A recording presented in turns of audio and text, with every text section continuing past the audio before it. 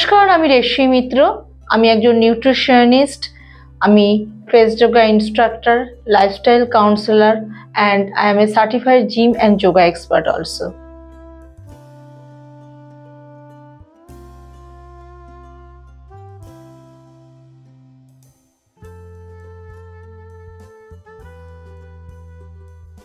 আপনারা যদি সত্যি সুস্থ থাকতে চান, রেগুলার জিমে যান। আমাকে সুস্থ থাকতে গেলে আমাকে এক্সারসাইজ করতে হবে, এটা আমার পার্ট লাইফের।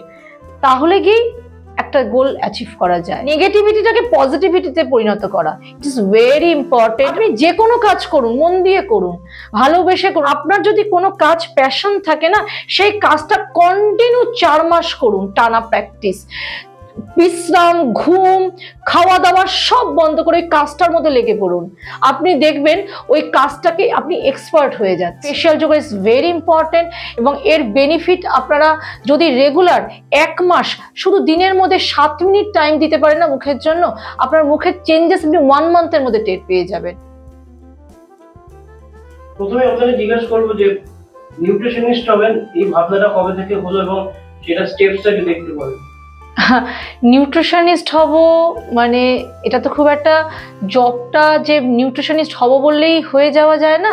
তো ব্যাপারটা হয়েছিল, আমার জার্নিটা একটু অন্যরকম, আর 5টা নিউট্রিশনিস্টদের মতো হয়তো নয়, কিছুটা যে নিজের জন্য নিজের একটা ওয়েট গেইন করে গেছিল। আপনি মানে অনেকেই এখন সোশ্যাল মিডিয়াতে থ্রুতে জেনে গেছে যে আমার এক সময় প্রায় ওই 83-84 কেজি মতো ওজন হয়ে গেছিল। সেখান থেকে আমার ওজন কমানো 54 এখন আমার ওজন। তো এই যে জার্নিটা, তখন হঠাৎ করে ওজনটা বেড়ে গেল এবং ভাবলাম যে না, এটাকে কমাতে হবে, কারণ সুস্থ থাকতে গেলে তো আগে ওয়েটটা কমাতে হবে। তো যার জন্য আমি কি হলো, একটা যেটা সবাই করে অ্যাকচুয়ালি, যে ওজন কমানোর জন্য একটা জিমে ভর্তি হয়। তারা আগে পিঠে ভাবে না যে আগে খাবারটাকে ঠিক করি, একটা ওজন কমাবো মানে জিমে ভর্তি হয়ে গেল, বা ওই এখন একটা ধারণা যে যোগাতে ভর্তি হয়ে গেল ওজন কমে যাবে। তো ওই জিমে ভর্তি হয়ে গেলাম ওজন কমানোর জন্য। হ্যাঁ, তবে এই মিথ্যে বলবো না যে জিমটাও ভীষণ জরুরি। আপনারা যদি সত্যি সুস্থ থাকতে চান, রেগুলার জিমে যান। আমি ভীষণ বলবো, যারা আপনারা মানে জিম করতে চান, রেগুলার এক্সারসাইজ করুন, জিমে গিয়ে সুস্থ থাকবেন আপনারা। তো ওরকমই আমি জিমে ভর্তি হলাম এবং জিমে ভর্তি হওয়ার পরে ওয়েট কমলো ঠিকই, কিন্তু যে পরিমাণে ওয়েট কমার কথা সেটা মানে এক সময় গিয়ে দাঁড়িয়ে গেল ওজনটা, যে না কিছুতেই আর নাম ছিল না এবং কোনোভাবেই নাম ছিল না। তো তখন ঠিক করলাম যে না, আমাকে জানতে হবে হোয়াট ইজ নিউট্রিশন। এই যে ওজন কমানোর আসল গোড়ার জায়গাটা কি, নিউট্রিশন, ডায়েট। তো এরকম করার জন্য আমি ডিপ্লোমা করলাম একটা খুব নামকরা সংস্থা থেকে। তো ডিপ্লোমা করার পরে ফুড নিয়ে পড়াশোনা করলাম। এইভাবে আমার জার্নিটা শুরু হলো এবং তারপরে 1-2 জন আমার কাছ থেকে ডায়েট চার্ট নিতে থাকলো এবং সত্যিই কাজ হলো। এবং আজকে দাঁড়িয়ে মানে বেশ নাম, একটু তো নাম হয়েছেই, যারা আসে আমার কাছে নাও প্রায় 3-3.5 হাজার ক্লায়েন্টের উপরে। নট অনলি কলকাতার ক্লায়েন্ট, কলকাতার বাইরে প্রচুর ক্লায়েন্ট আছে যাদের নাম না বললেই নয়। UK, USA, বাংলাদেশের প্রচুর মানুষ আমার সঙ্গে যোগাযোগ করে ওপার বাংলা, এবং জাপানে রয়েছে, জার্মানিতে রয়েছে, বিভিন্ন দেশ থেকে যারা প্রবাসী বাঙালি আমার কাছ থেকে কলকাতায় আসলে এসে দেখা করে যায়। এটা আমার কাছে অনেক বড় পাওনা। এবং ওরা মানে সত্যি কথা বলতে কিছু তো কাজ হয়েছেই অবশ্য, এবং আমার কাছে ইম্পর্টেন্ট আমার ক্লায়েন্টরাও আমাকে ভালোবেসে কাজটা করেছে বলেই আজকে এই জায়গায়, এই জার্নিটা ছোট করেই বললাম, এইটুকুই জার্নি আমার। 83 কেজি থেকে 54 কেজিতে আসা, এইটা কতটা টাফ ছিল? বেশ টাফ ছিল। মানে অনেকেই ভাবে ডায়েট নট ইজি প্রসেস, আবার ডায়েট কিন্তু কোনো কঠিনও নয়। ডায়েট করা কঠিন নয়, ডায়েট করা অতটা সহজ নয়। ডায়েট করতে গেলে আগে মানসিকভাবে শক্তিশালী হতে হবে, যে না আমি কাজটা করব, যে আমাকে এই গোলটা আমাকে অ্যাচিভ করতে হবে, আমাকে এই কাজটা করতে হবে, আমাকে এই জার্নিটা যেভাবেই হোক জিততে হবে। তো মাঝখানে অনেকে আছে, যে আমার অনেক ক্লায়েন্টরা আছে যে ডায়েট করছে, 2 মাস ডায়েট করলো, বেশ 5-6 কেজি ওজন কমে গেল, সে 3 মাস অফ করে দিল। তাতে কি হচ্ছে, তার ডাবল বেড়ে গিয়ে সে আবার আমার কাছে আসলো। এই যে গিভ আপ, এটা করলে আমি কিন্তু গত 4 বছর ধরে জিম এবং ডায়েট করি। গত 4 বছর ধরে আমার কিন্তু একদিনও নেই আপনারা মানে বলতে পারবেন না, বা আমার জিমে যারা যে ওনার সে বলতে পারবেন আমি একদিনও জিম খুব প্রয়োজন ছাড়া মানে অফ করি। এই যে আজকে ইন্টারভিউ আছে দ্যাটস ওয়াই জিম বা যোগা অফ করা রয়েছে, কিন্তু তাছাড়া কিন্তু রেগুলার এক্সারসাইজ করি। এই যে মানসিকতা যে না আমাকে করতে হবে, আমাকে সুস্থ থাকতে গেলে আমাকে এক্সারসাইজ করতে হবে, এটা আমার পার্ট লাইফের, তাহলে কি একটা গোল অ্যাচিভ করা যায়। সে কোনো কাজ করতে গেলে এরকম মানুষ তার প্রশংসা করে, এবং কেউ কেউ যদি খুব বেশি ভালো কিছু করে তখন তাকে পিছনে অনেকে কথা বলে বা সেখানে তার নিন্দাও করে, সেটা নিয়ে অনেকে ডিমোটিভেটেড হয়ে পড়ে। তো সেইগুলো আপনাকে কিভাবে, আপনার জীবনে তো নিশ্চয়ই এসছে, সেগুলো কিভাবে সলভ করেছেন বা বুঝে গেছেন? এসছে বলে না যে কিভাবে এসছে, সে তো মানে সে অ্যাকচুয়ালি এটা বাঙালি না বোধহয় একটা মানুষের একটা আছে যে ভালো কাজ করলে ডিমোটিভেটেড করা লোক প্রচুর, মানে প্রচুর, মানে আপনাকে মোটিভেটেড যারা করবে, ভালো যারা করবে, আপনার যদি খারাপ হয় তার থেকে তারা বেশি আনন্দ পাবে। মানে প্রচুর মানুষ এরকম আছে, আমি তোমাকে খুব প্রাউড ফিল করছি, কিন্তু পিছনে গিয়ে সে কোনো একটা জায়গায় সে হয়তো আমার সম্পর্কে বাজে কথা বলছে।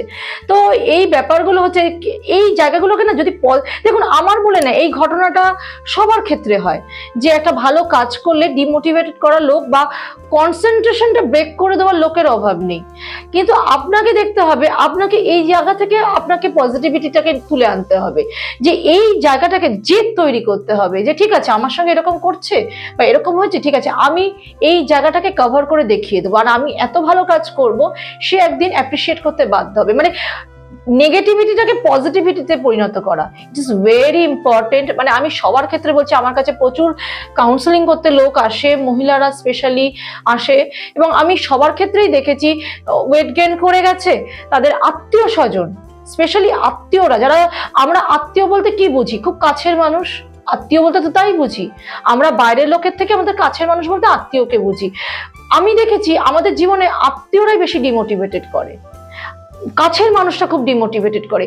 এই জায়গাগুলো যে তুমি মোটা মোটা বলে আবার রোগা হয়ে গেল তাদের সমস্যা, তো এই যে ডিমোটিভেশন আমি সব প্রায় দেখেছি, এই জায়গাগুলোকে পজিটিভিটিতে নিয়ে আসতে হবে। আমার অনেক ক্লায়েন্টরা তাই করেছে, এবং তারপরে গিয়ে তার আত্মীয় তার কাছ থেকে ফোন নাম্বার নিয়ে আবার আমার কাছে এসেছে। তো দ্যাট ইজ ওয়াই আমি সবসময় বলবো, কোনো নেগেটিভিটি বা কেউ আপনাকে ডিমোটিভেটেড করছে, ভালো কাজ করছেন আপনি, আপনি যে কোনো কাজ করুন, মন দিয়ে করুন, ভালোবেসে করুন। আপনি যদি কোনো জায়গায় রান্না করতে ভালোবাসেন, আপনি রান্নাটাকে আপনার প্যাশন মনে হচ্ছে, আপনি বিশ্বাস করুন সেই কাজটাকে ভালোবেসে করুন, যে কাজটা আপনি ভালোবেসে করবেন। এবং আমি বলতে পারি আপনার যদি কোনো কাজ প্যাশন থাকে না, সেই কাজটা কন্টিনিউ 4 মাস করুন, টানা প্র্যাকটিস, বিশ্রাম, ঘুম, খাওয়া দাওয়া সব বন্ধ করে ওই কাজটার মধ্যে লেগে পড়ুন, আপনি দেখবেন ওই কাজটাকে আপনি এক্সপার্ট হয়ে যাচ্ছেন। তো আপনাদের যদি এরকম ডিমোটিভেশন, বা আমার জীবনে যদি কোনো ডিমোটিভেটেড কেউ পড়ে থাকে, বা আমাকে কেউ প্রতিনিয়ত, আমার কাছে আমার জীবনে প্রতিনিয়ত কনসেন্ট্রেশন ব্রেক করা লোকের অভাব ছিল না, সেই জায়গাগুলোকে আমি কিন্তু কভার আপ করেছি আমার জেদ দিয়ে এবং আমার পজিটিভিটি দিয়ে।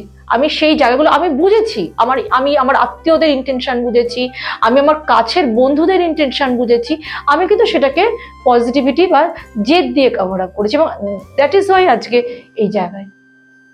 ফেসিয়াল যোগা ইনস্ট্রাক্টর হিসেবে আপনি কবে থেকে কাজ করছেন এবং সেই জার্নিটা?